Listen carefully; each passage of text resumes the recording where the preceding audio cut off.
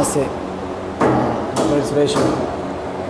నేను చెప్పదగ్గది ఏంటంటే మన తెలంగాణ సింగర్, తెలంగాణ మన ముద్దుబిడ్డ, మన ఆడపిల్ల మధుప్రియ గురించి మాట్లాడుతున్నా. మధుప్రియ నాకు చెల్లె లాంటిది. చెల్లె గురించి మాట్లాడాలంటే నాకు చాలా సంతోషంగా ఉంటుంది.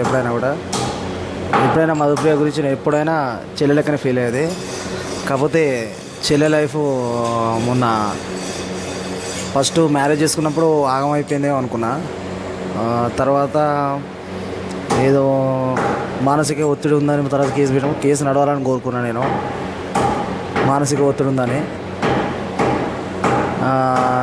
మళ్ళీ ఇప్పుడు చెల్లె శ్రీకాంత్తో కలిసి ఉంటున్నానని TV9కి వచ్చి చెప్పింది. చెల్లె, నువ్వు ఏం మాట్లాడుతున్నావు? నీకు ఎరికేనా? అసలు నీ లైఫ్ అంటే ఏంటో నీకు తెలుసా? అసలు నీ ఏజ్ ఎంత? నిన్నొక్కటి అడగదలుచుకున్నా చెల్లె. ప్రతి ఒక్క అడ్డమైన నా కొడుకు అని మాట్లాడినాను మొన్న ప్రెస్ మీట్లో. ప్రతి ఒక్క అడ్డమైన నా కొడుకు అంటే మరి ఈరోజు ఏమైనా చెల్లె అడ్డమైన కొడుకు?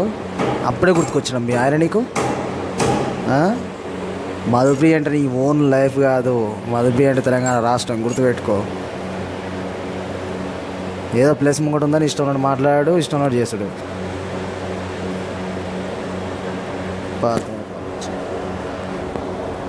ఫస్ట్ చదువుకున్నావు కదా, ఇంగితగానే ఉంది కదా నీకు.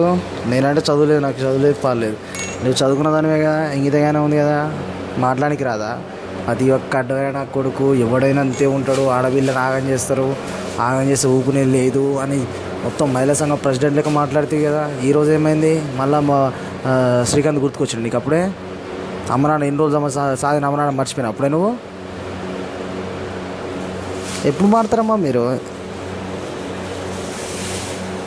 ఫస్ట్ మారు మధుప్రియ. నిన్ను చూసి నెక్స్ట్ మా దగ్గర ఉన్న మా పిల్లలు కూడా ఖరాబ్ కాకుండా ఫస్ట్ నువ్వు మారు మధుప్రియ, ఓకేనా? తర్వాత ఏదైనా విషయం. కానీ నిజంగా తెలంగాణ ఆడపడుచు అనడానికి మాకే సిగ్గుచేటు అనిపిస్తుంది. నువ్వు తెలంగాణ ఆడపిల్ల అనడానికి. ఆడపిల్లలకి వేరు చేస్తున్నావు నువ్వు. ఇప్పటికైనా శ్రీకాంత్తో కలిసి ఉండు. మళ్ళీ కొట్టిండి గిట్టిండి అని మన ప్రెస్ ముందుకు వచ్చినట్టు మర్యాద దక్కదు. తెలంగాణ పరువు తీస్తున్నాం నీ వల్ల. దేశం మొత్తం చూస్తుంది. ఇడియట్స్.